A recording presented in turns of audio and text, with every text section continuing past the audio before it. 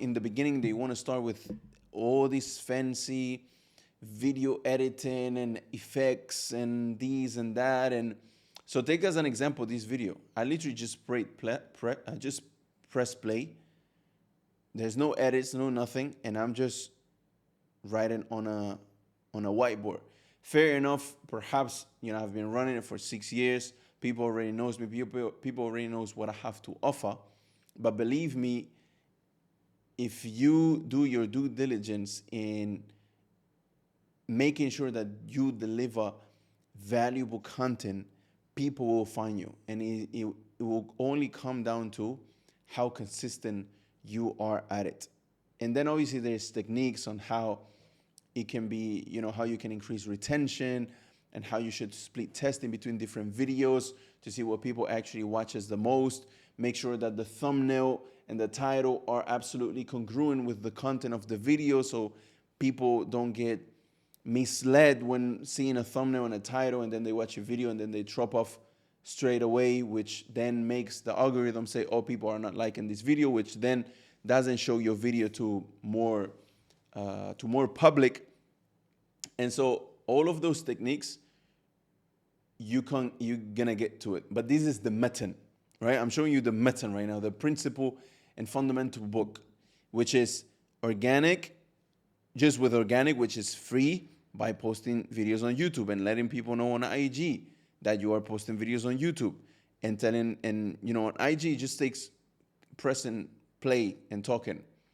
And so if people find you on IG, they can perhaps come to YouTube for the more serious stuff and the more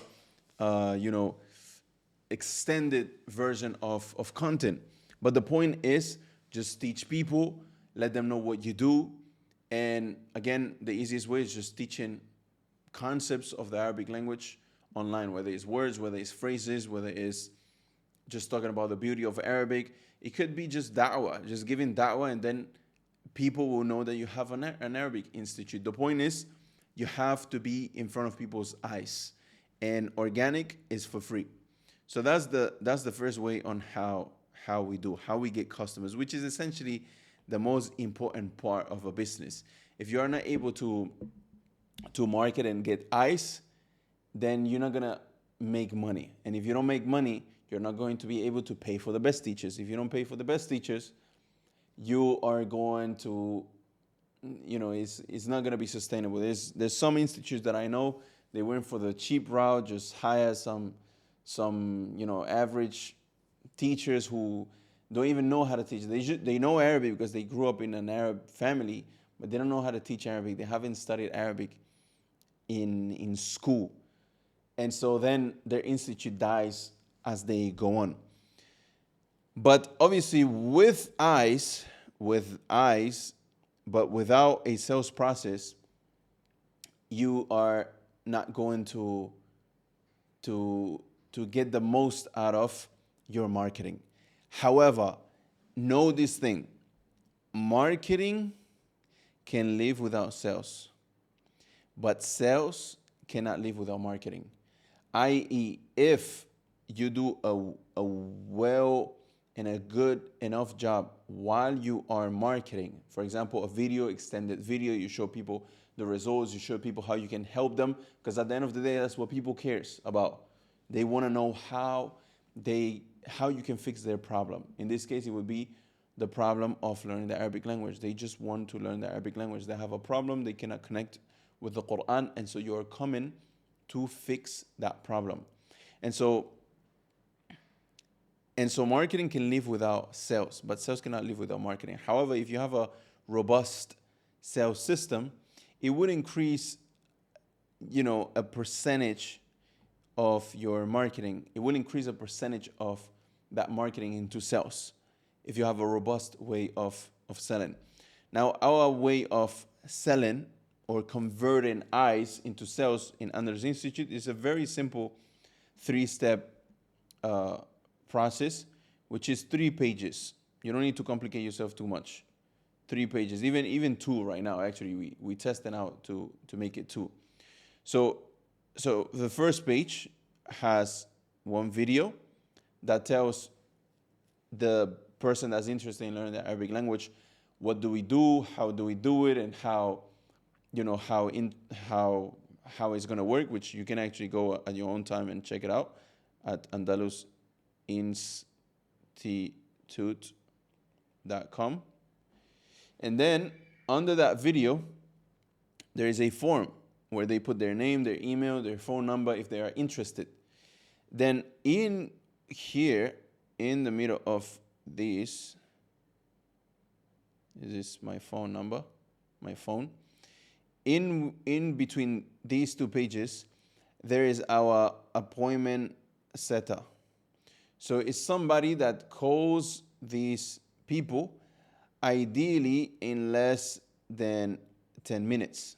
In less than 10 minutes, we have somebody who calls the students that are interested and that show interest, and we call them up and we show them that there is a human behind, this whole process, and we ask them a few questions, see if they are interested in actually joining the institute, and see if they are actually, serious students, because at this point we don't want to let in anybody, but just we let in individuals who we think will actually get the results that we want for students at the institute.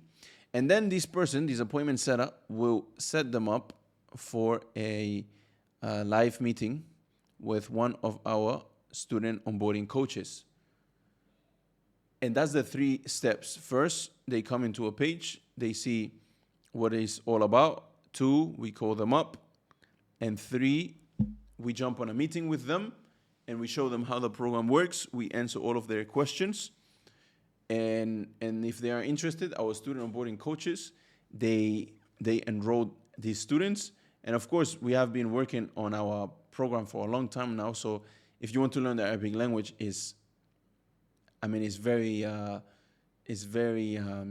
all you need, really. So if the student is interested enough, he will go ahead and then pay. And then with this pay, you split it into salaries for your team. You split it into software online, and you split it into your own pay. And that's how, as a CEO, you go ahead and earn money. So a percentage goes to your team, percentage goes to software, and percentage goes to yourself. And so if you bring enough of these students and you get enough eyes here to the first page, then these will multiply by 10 every month. And so that's the idea of the second step, which is selling. And then in terms of retaining, it's all about having a very, very, very good made program. And in order to break down what does a good online program look like, is based on, and I'm talking about Arabic, based on a few things. So first, they will need a place on where to get these content, i.e., where do they get the words, where do they get the content, where do they get the lessons, where do they get what they have to learn. And so first you give them the content for them to learn. Then secondly, you give them the feedback. Okay, the feedback. So once you have taught them, they need feedback. You need to let them know if they're saying it correctly. You need to let them know if they are understanding it correctly, if they are using it correctly. So we're going to talk about how is this done. But third of all, you need here a lot of practice. Okay? So practice here. So practice. Now, this is the 3 most important things that an online Arabic institute needs. First, you give them the content. Now, the content, how is it given in Anders Institute? It's through videos that students have access to on their own time, that they watch, and those videos teach them what they need to be learning. So what we do is we go over a text, we read a text, and in within this text, there's new words that they have to memorize. And so in these videos, we go over the text, we explain these new words, and we instruct them and guide them towards memorizing those words. This is what you have to memorize, this is what you have to learn in order for you to be able to use this later on the actual practice. Then in terms of the feedback, now at this point with Andres Institute, we have developed our own platform. But I am forcing to think about the first 6 months of running Andres Institute, which is when we first crossed 6 figures. And we made more than $100,000 in 6 months in the first ever program of Andres Institute. So at that time, we were just using a hosting platform to put the videos in there. And then twice per week, we would jump on live course. So twice per week, we would go live. And in there, we would practice this vocab that we have been learning. And we would go into conversations, and we would, answer questions of the students. And obviously, at the beginning, I was doing it by myself. So I was running. I think we got up to 300 students, and it was only me doing these live sessions. Then, in this case, we were doing practice in those live sessions. So you could say that there was only two main things. There was the content and the live sessions. This was the 1.0 version of Andres Institute. Later on, we made it a little better, and the practice now happens in speaking sessions, what we call them speaking sessions, where the students can book sessions on their own time. The feedback happens by these instructors as well, asynchronously. Okay, meaning they basically submit their assessments, and then the teacher, whenever he can, and within 24 hours, he goes ahead and checks that assessment and sends the student feedback, a video, an audio, explaining them how to say things correctly. And then the content happens still through videos that students watch. And when they have questions, they go ahead and ask in here in the feedback. And they practice again through quizzes and live speaking sessions. And so this is how our first 1.0 version was going on. It was these two things, videos and live sessions.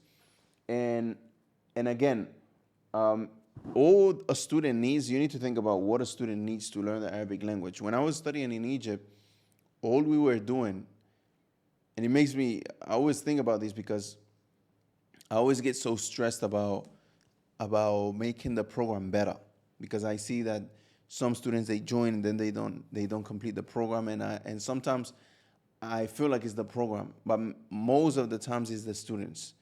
They don't stick to it, they don't learn, they give up, whatever it might be. And so when I think about what did I use myself to learn the Arabic language, for us, when we were going to Egypt, when I was studying in Egypt, all we were doing is go to the lesson.